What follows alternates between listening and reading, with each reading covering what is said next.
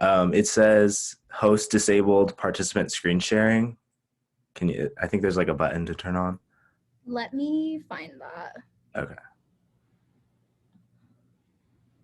All participants. There we go. All right, cool. Did that work? Yeah. Okay.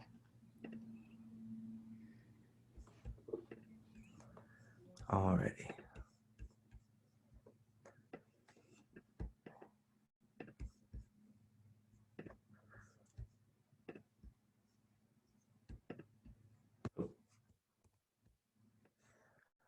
All right, so my research project is titled and focused around factors of high recidivism rates in minority and disenfranchised communities. Um, so to just briefly go over what was in the little 3 to 5 minute presentation, that focused on education and how education can positively or negatively contribute to incarceration rates and recidivism rates, specifically looking at contrasting communities, so communities that are well off and communities that are not so well off. So these are just some of the statistics outlined once again, but I'm not going to go over all of them. But essentially, the more schooling someone has um, up until high school and into college as well, um, the less likely they are to recede back into the justice system or initially offend and get wrapped up into the whole justice system. But that's not the only factor that I'm taking a look at in my project. It's just one of a few, and the few others are location. So where is someone located? Where are these people located? And it's been found that densely populated areas have higher crime rates. And it can kind of be seen as to why when you have so many people crammed in these big, large cities and not a lot of space. Resources, although they might not be um, at a smaller rate, they may seem as though they are less plentiful as they would be if everyone had more space and more area to be spread out.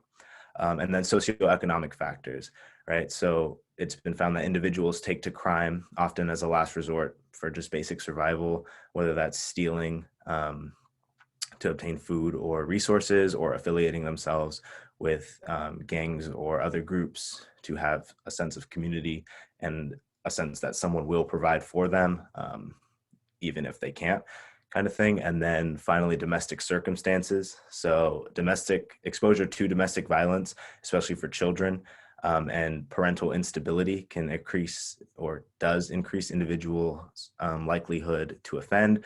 So abusive parents towards an individual or parent on parent abuse, single parent households, if there is instability within the household, as well as maybe they're not doing as well financially or they don't have the resources, um, that can cause an individual later in life or earlier in life to take to crime. And if they go into it initially, they can recede back into it. And just to clarify again, recidivism means to recede back into the justice system, or to get either rearrested or resentenced to jail or prison.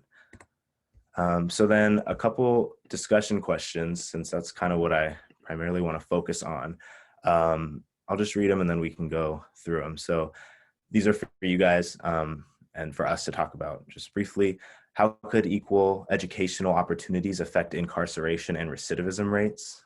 Should crime out of necessity be fought with deterrence or through the induction of resources into these areas? And when I say crime out of necessity, I don't mean crime, it means like crime because someone can't provide for themselves, so they need to steal or affiliate themselves with individuals who they would assume would provide for them. So nothing like murder or any like crazy crimes like that that are by pure choice and not related to circumstance. And then finally, what resources could be deployed to offset domestic turmoil? So this is one that I'm still trying to figure out as well. This is probably the most where I'm at my sticking point in the research, because it's not really an easy answerable question.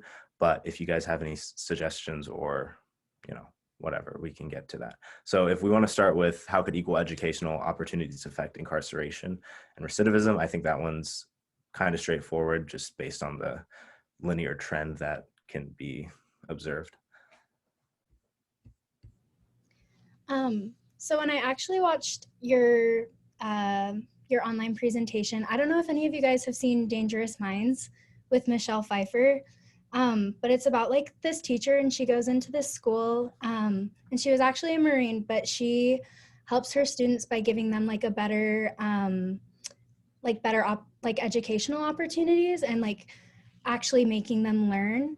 And it really did keep a lot of them out of crime, because they had something else to focus on instead of, just not doing their homework and then not having a lot to do on top of that. And so it kind of kept them busy. But I definitely think like equal educational opportunities is such a huge problem that like we deal with all the time. And you don't see it as much like in smaller cities like here, but like in huge cities, you can definitely tell like where the money is being sent for certain schools and stuff. So I think it's really just like finding a way to even out the amount of money that is being sent to all of the schools to give everybody that opportunity, if that makes sense. Yeah, it does. And thank you for that. And obviously, like I did point out earlier, that there is like a linear correlation with the more education and the less likely to get involved in crime or whatever. And that's not saying like those that don't receive a higher education will inevitably get involved in crime, because there's tons of routes other than higher education, like getting in a trade or going into law enforcement or the military or whatever. But in these communities where that isn't advertised as an option, then people, if they don't find that, if they don't use higher education as a resource, they might just find that that's it for them, right? Then they'll stay stagnant and not be able to progress because they don't have knowledge of these other circumstances. So if anyone has anything else to say on that, please feel free. Otherwise, Yeah. I was just wondering, like, in the course of your research, like, I don't know how someone really like quantify that or quantify this, like to be able to like put out research on it. But I'd be curious to see too, like, I know one thing that some communities have done is to really focus on extracurricular activities too, like focus more on like sports or music or art and like things like that that like take time and they're like productive, like good things that don't necessarily cost a lot of money for communities to provide. And I think those like that sort of thing, I'd be interested to see how that like can like enhance someone's education to like help them like stay focused on better things as well.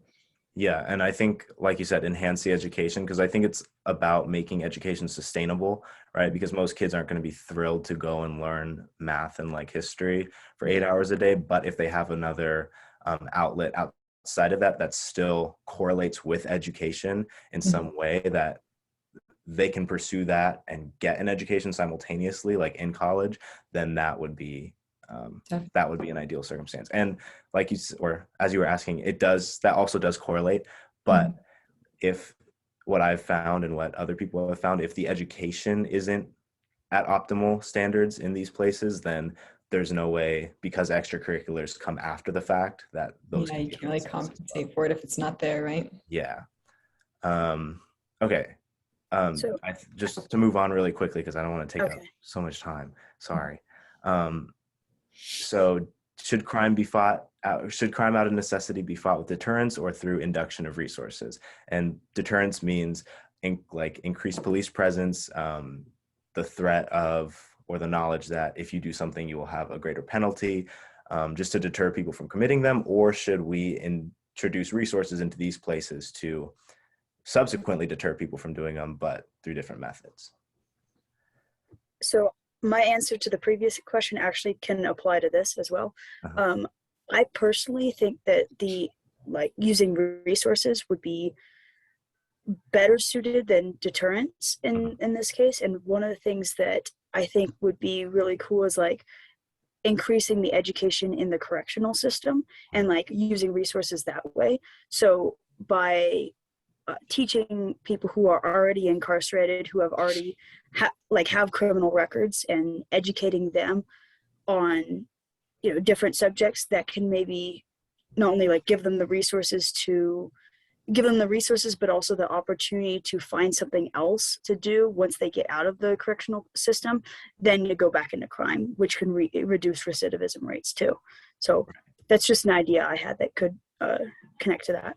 Yeah, and that's like such a great point because that's also something that I'm focusing on as like if you release someone into the same environment that they got involved with the whole thing in the first place without any rehabilitation or any like tools to combat that situation, they're just going to end up in the same spot, right? Because if they're initially a product of their environment, what's to say they're not going to re-become a product of their environment after only purely punitive measures and no like rehabilitative measures. So yeah, that's such a great point. This last question is kind of a mouthful, so maybe we can just like think about it for future reference, because even I don't have all the answers for it, and we can just move on because I think it's getting there.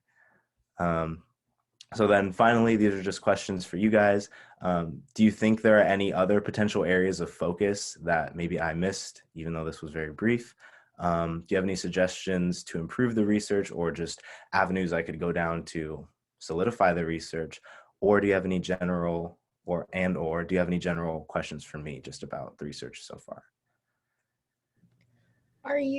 Is there like a specific one that you want to like focus on specifically like for your capstone, or are you just kind of wanting to do it like as a whole? Well, yeah, so originally I was like thinking as a whole because in my own ignorance, I was like, oh, I could just list different things and like, find not easy solutions, but obvious solutions to each. But as I go more in depth, even though there are obvious solutions to each, those obvious solutions to actually like employ them are so much more complex. So right now I am leaning towards education just because that's something that I am pretty passionate about, and ensuring that everyone has like equal opportunity education. But then the socioeconomic factors are still such a pressing element, but I think that's like a way bigger fish to fry than just like the educational system. So probably it's going to lean towards education. I think if you like narrow it down to just like the one thing, it'll probably make your research a lot easier to like direct and focus on. Yeah. Because when you try to like do like everything, it gets like really overwhelming. But I definitely think it's like something that you could like continue to work on like post grad too. So, and focus on other like areas. Cool. Thank you for that. I think another like potential area of focus when it comes to education is maybe taking a look at like what level of education might have the most impact on recidivism rates. So like if it's like high school, or like focusing on making sure that there's equal access to high school, equal access to higher education, kind of maybe figuring out what specific avenues might have the most impact could be something to read, like to narrow your research even further. Okay.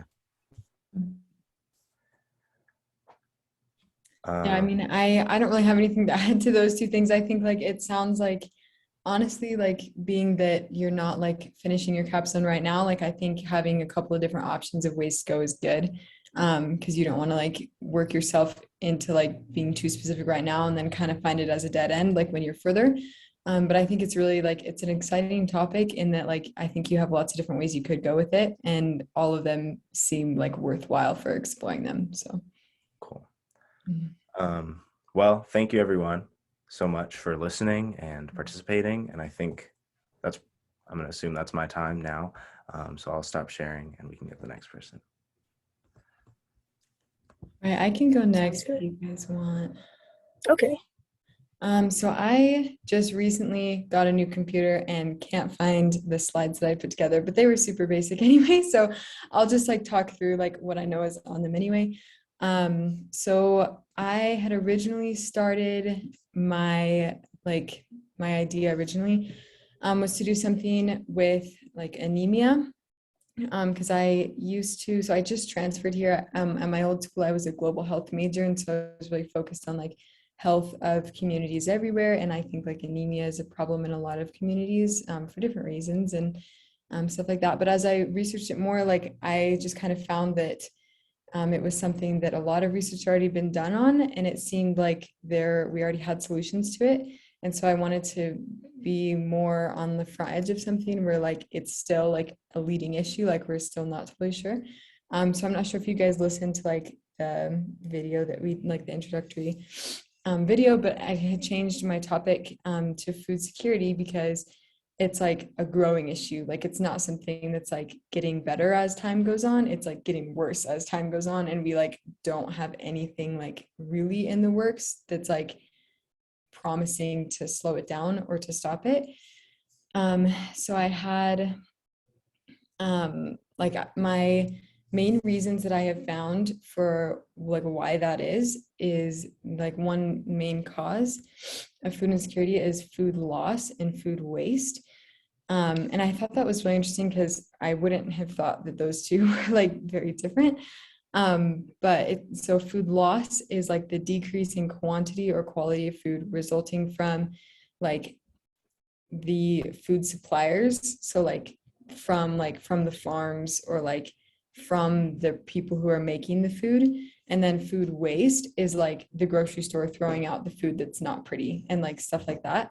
And like restaurants, like food that doesn't get cooked, like it's not expired, but it's past like it's like best by date, you know, like it's not even expired, but like they'll throw all of that away. And like anything that like has been opened and not used at the end of the night gets thrown away, like that sort of thing. And like that's food waste. And I think it's really interesting that like the concept that enough food is produced today to feed everyone, but like because of food loss and food waste and lack of like reliable, I guess, transportation methods for like the food isn't always produced where it is most needed.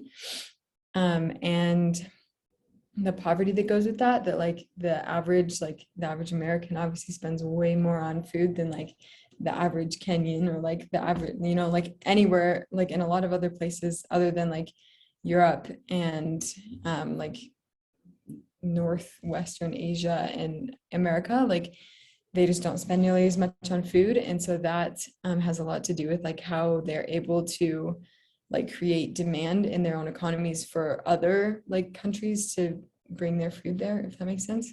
Like, and for like an example that I thought was interesting is like bananas in the United States. Like we don't really grow bananas in the United States that much, but like we always have them. Like find a city in the United States that doesn't have bananas, you know? And in a lot of other countries, it's not like that. And they just really struggle to like have the food that they need like brought to them or like in that sort of a way. And I just think that's really interesting in like trying to combine that issue of like the economy with poverty and like transportation and like food preservation and stuff to get the food where it needs to go. And so I had some questions for you guys that let me see. I have like a document that's like my speaker notes kind of, so I'm trying to look through there and see what they were. So basically just like what would you guys think are like underlying causes of poverty that like cause the hunger? Because I'm trying to like go back in the process, you know, and be like, okay, like if poverty is a cause of hunger, like we can't just be like poverty, it's done, you know, let's fix it, because like there's underlying causes to that as well. So it's another thing I wanted to ask you guys' opinion on, like how like where do I stop in my like digging backwards of like the causes, you know? But I thought that was an interesting question to think of, is like today, like I think we've come a long way for like equal rights and like that sort of a thing, like all over the world, but like poverty is still an issue that like people struggle with everywhere, and like there's communities that don't have enough like in every country. And I think that's like a hard thing to know exactly what to do with, because like government intervention is an idea, but then like sometimes that has mixed results. And so I was just wondering what you guys thought about that. Well, so you just mentioned government intervention, and while you were talking about everything earlier, that's the first thing that my mind was going to, in the sense of like, I mean, especially in our situation, I feel like this country, as we've seen, has the ability to go in and influence certain things in other places, but we also do have the ability to go and like temporarily put a band-aid on certain issues and like provide food or whatever, I guess in this example food, for a certain amount of time, right? But it's not really like a sustainable endeavor, just because you're just kind of putting ice on an open wound. Yeah. But then the whole government intervention thing comes when, obviously, like, I don't know how it is. Well, yeah, I guess we do. In other countries, like, motives of governments aren't always sincere, right? And what happens when, what happens when it becomes insincere, right? And what happens when, along with insincerity, it's unsustainable, and we just end up like receding right back into the same place we are now. Yeah, exactly. So I feel like the answer is sustainability as well as transportation, and letting or making it known, like in places, especially like here in, Europe and Canada, like if there is less, that doesn't necessarily mean we all now are like have to like fight for food, right? It just means that we can distribute stuff that would otherwise go to waste to other parts of the world in order to create a more sustainable like food model, and even like imploring sustainable food tactics or whatever. I mean, I'm not an agriculture person, but I'm sure there's like something that could be done truthfully, like in other countries, to promote food sustainability, and not like, you know, not expensive food sustainability, but just so everyone can have something and there isn't this, like, I think you said what, like 800 million people Yeah. have food insecurity, and that's throughout the world, but it's still too much of a percentage, Yeah. Yeah, I like that idea of sustainability too, because I have found like in places where they have natural disasters, like the United States and like the UN will a lot of times go in and um like in essence, it almost ends up being that they like smother out like that country's own like economy and like way of providing for themselves. Like if the help stays for too long, and then like because the country becomes reliant on it, and then when they leave, they're like, okay, like now we're kind of worse off because like we don't even know like they like their own businesses failed because people could get it for free from like the UN or from the Americas, And so I think that's like something that's been kind of hard for me, that I've kind of hit a block in my research in that's like, okay, like, because my first thought would be, okay, like more like NGO work and like government work, and like, yes, but it's hard to find, like, it's hard to think of a specific way to do it in which the country can be like sustainable and self-reliant in a way that is sustainable long term, I think another thing, because you were asking about like the causes or like at what point do you stop going back.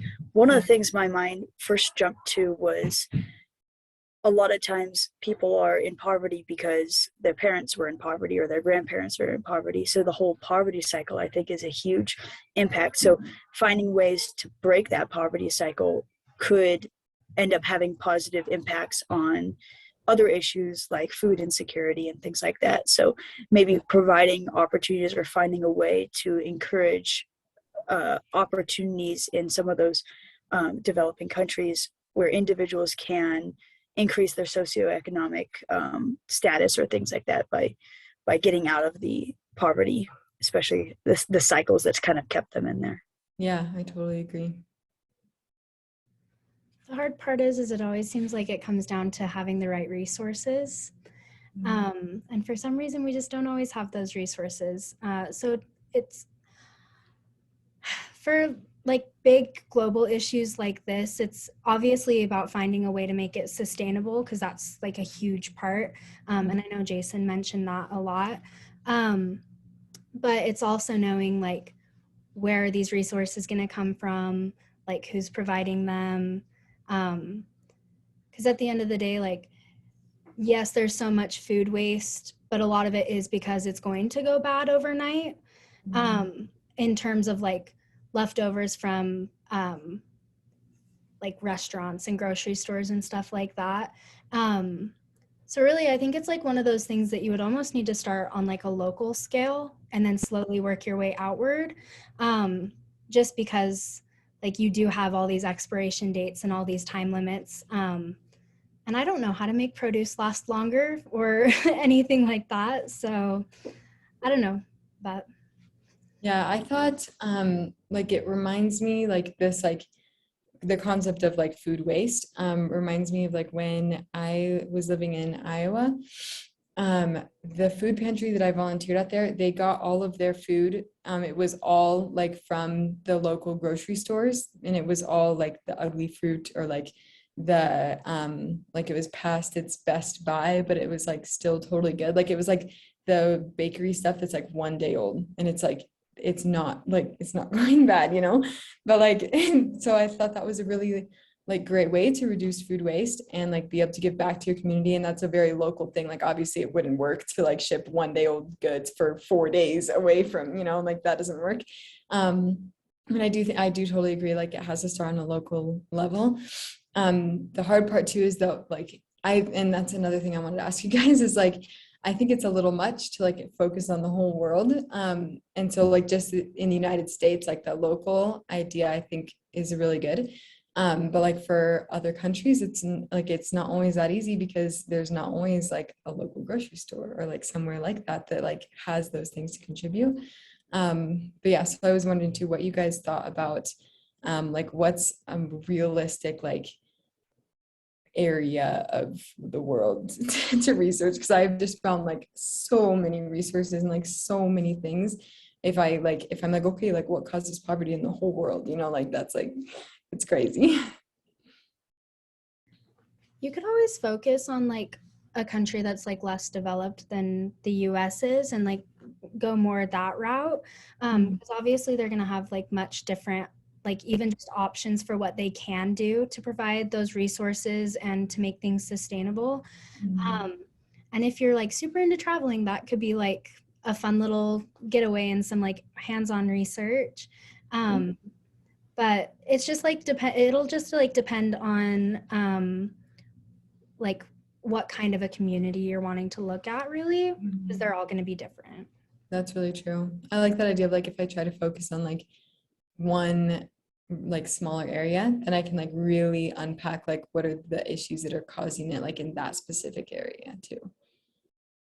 And I think like Haley just said, taking a look at certain areas, because by like maybe finding certain areas or certain like countries or whatever that you find interesting and finding their food insecurity or the reasons for them. Because food insecurity in America is going to be different from food insecurity in Kenya, right? So by researching, okay, what are factors contributing to food insecurity in the US versus Kenya versus El Salvador, and finding whatever means most to you, and then like totally honing in on those and how we can combat or how you can combat those. I think that would be like a really like a pragmatic way to approach the research. Yeah, I like that idea a lot. Thanks. Okay, well, I think that's about my time.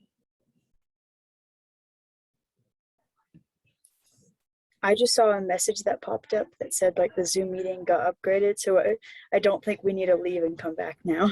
It'll be so nice. That makes everybody's life a lot easier. Yeah, for sure. So I'm okay going next if you were done with yours. Yeah. Okay. Is that cool with you, Hallie? Okay. Cool.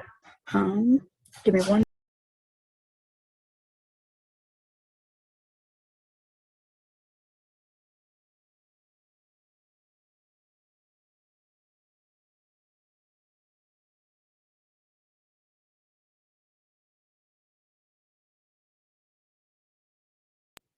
Okay. So for my topic, I am focusing on factors that influence criminal behavior, and specifically, since I'm a criminal justice and a psychology major, I'm focusing on sort of what merges those two fields together.